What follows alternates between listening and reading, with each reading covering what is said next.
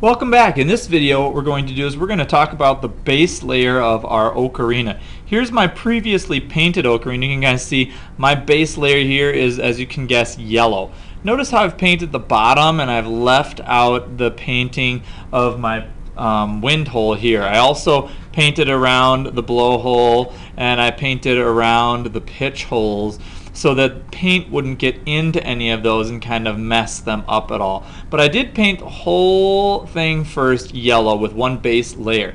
So in this video I'm going to take my ocarina here and I'm going to paint the whole base layer around here. I'm going to be very gentle with this head so it doesn't break. But one thing I want to make sure I do is I don't paint inside the holes or the mouth area or the wind hole here or the mouth hole there. So to get started, things that you're going to need a water cup to do your washing of your brush with, a little bitty water cup to clean your brush out as you go, some paper towels to dry your brush on and blot as you go, and then you'll need your glazes. Remember, your glaze box should have a bunch of little glaze containers that look like this.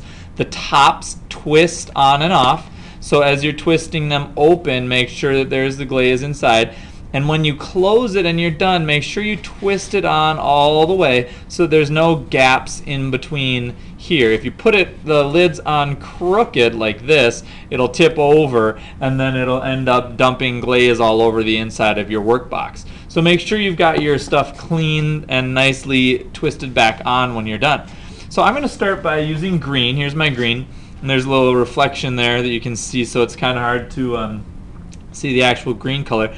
But you're going to want to load your brush up and you're going to want to start painting your fantasy creature with your color. My suggestion is you start with one base color and paint your entire ocarina that base color. Now, some things that I'm thinking of ahead of time. Things I want to make sure I do is I paint the whole thing and I try to leave no clay empty. I don't want to see any brown clay as I go through. Second thing I'm thinking about, what colors am I going to use for my second layer? So that I'm already thinking about, well, I want my scales, my scale texture here to be maybe yellows and maybe blue. I haven't quite decided what it's going to be yet, but I'm trying to think as I'm working about what I do want and what's going to go nicely with this green. You know, don't make your dragon or your fantasy creature all black and then think you're going to be able to see blue on top of it. You have to think of what colors you're using and how you're going to paint over the top of them. As you're painting your underglaze here, make sure that your underglaze is nicely, thickly painted on so you can't see the brown of your clay. That's what your kind of goal is as far as making the painting nice. As you're painting, you should be able to start seeing like right here the glaze is getting a little lighter in color. That's because the moisture is getting sucked up into the clay, and that's what you want. That means it's drying out nicely. As you're painting, especially if once you start with your second layer, you want to make sure that your second layer, by the time you start painting your second layer, the first one is totally dry. Otherwise, you're going to run into problems of the clay, the underglazes mixing up and getting muddy because of the colors smearing together. Now, underglaze is different from paint.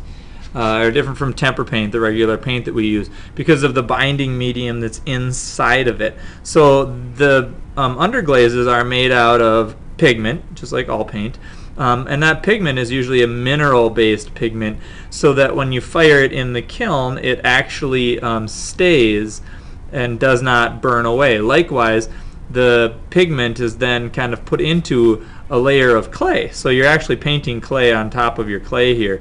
And it's what's happening is the moisture in the clay is bonding with the already dry clay body, and that's actually holding the paint on. If you were to take tempera paint, let's say, and paint your whole ocarina with tempera paint and then put it into the kiln to fire it, all of that tempera paint would burn away and it would not be there after it was fired. So it's really important that you use the correct paints.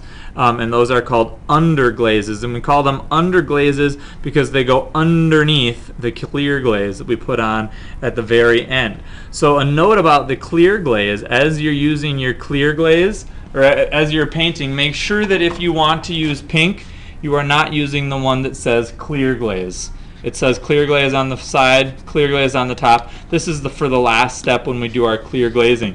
If you want to use something that's similar to the color pink, use rose. Should say rose on the side, rose on the top, and it's a little darker in color, and that's the true color that looks like pink. Okay.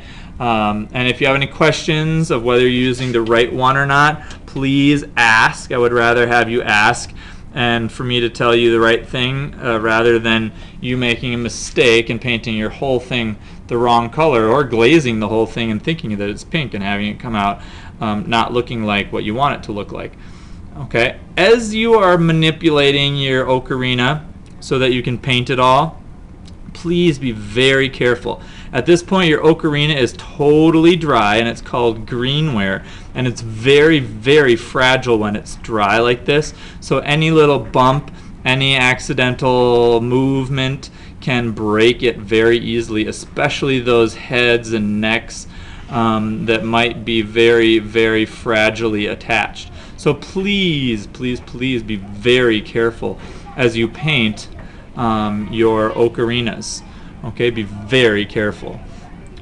Just going to finish off the head here. Notice how I'm painting around the eyes, because I know I want to paint those white and I want to have them nice and neatly like kind of painted around so that the white stands out nicely.